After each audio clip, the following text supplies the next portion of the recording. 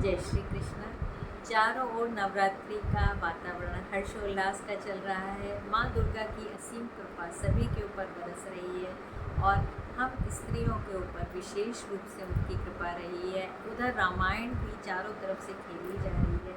आइए रामायण के देवी माँ सीता के जब अपहरण के उपरांत उनको रावण ने अशोक वाटिका में रखा तो एक स्त्री, विशेष स्त्री ने उनकी रक्षा की, उनकी सेवा की है, वो है त्रिजटा। आइए मैं आपको उसकी उन्हीं थोड़े गुणों के बारे में बताती हूँ। तो त्रिजटा रामायण के स्त्री पात्रों में त्रिजटा का वर्णन सुंदरकांड व लंका कांड में आता है। इसके पात्र का आकार जितना लघु है इसकी महिमा उतनी ही गौरवमंडित है। सुंदरकांड की एक चौपाई त्रिजटा नामक राक्षसी एका राम चरण रति निपुण विवेका इसके गुणों को दर्शाती है। राक्षस योनि में जन्म लेने के बावजूद इसमें राम अनुराग, राम भक्ति, उदार हृदय, करुणा, विवेकशीलता, व्यवहार कुशलता इत्यादि दिव्य गुण इसके चरित्र को अलौकिक करते हैं।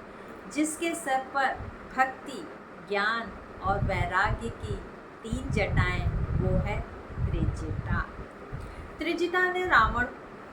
त्रिजटा को रावण ने सीता हरण के उपरांत अशोक वाटिका की प्रमुख पहरेदार के रूप में नियुक्त किया था।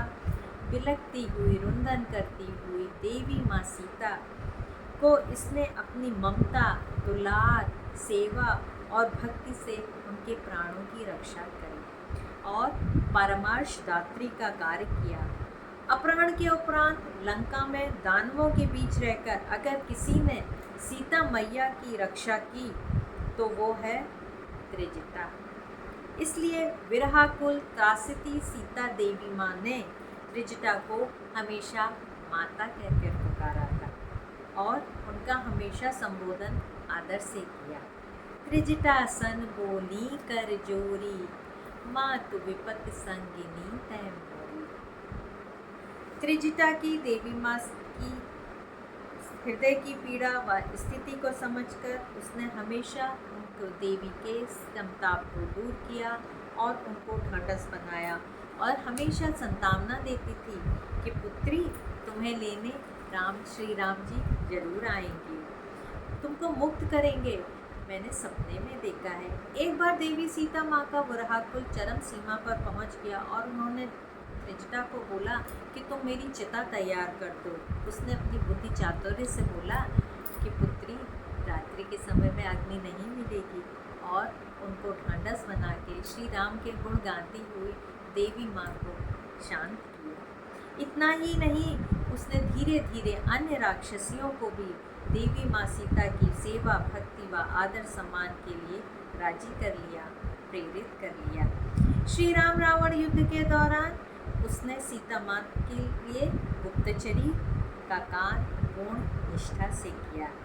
इस प्रकार दानवी होने के उपरांत त्रिजटा भक्ति, विवेक, व्यवहार कुशलता का मणिकांचन्य योग है।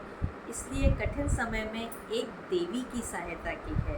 इसलिए देवी माँ ने उसे अपनी अखंड भक्ति का वरदान दिया है। बोलो सीता मैया